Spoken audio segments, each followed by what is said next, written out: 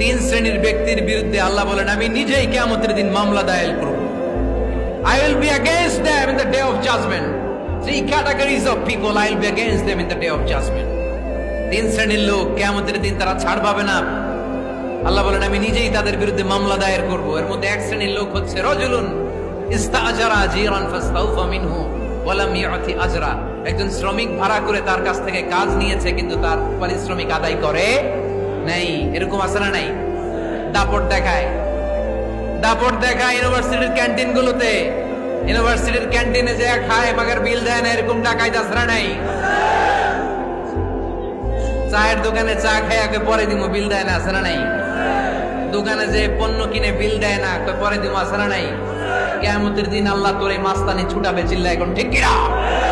আনা খাসমুহুম, আমি নিজেই তাদের বিরুদ্ধে মামলা দায়ের করব। কথাটা কার? এজন্য বিশ্বনবী বললেন খবরদার, মেহনতি মানুষ, খেটে খাওয়া মানুষ, এদের দোয়া কবুল হয়ে যায়।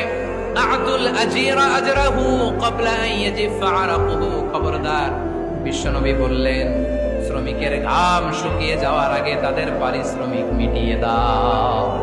বিশ্বনবীর বিখ্যাত হাদিস, আতুল আজিরা আজরাহু ক্বাবলা আন ইয়াজিফা আরাকুহু। শ্রমিকের ঘাম মাটিতে লাগার আগে, শুকিয়ে যাওয়ার আগে তাদের পারিশ্রমিক মিটিয়ে দাও। কেননা তারা যদি বদদোয়া করে তোমার জীবনকে জাহান্নাম বানিয়ে দিবে কে?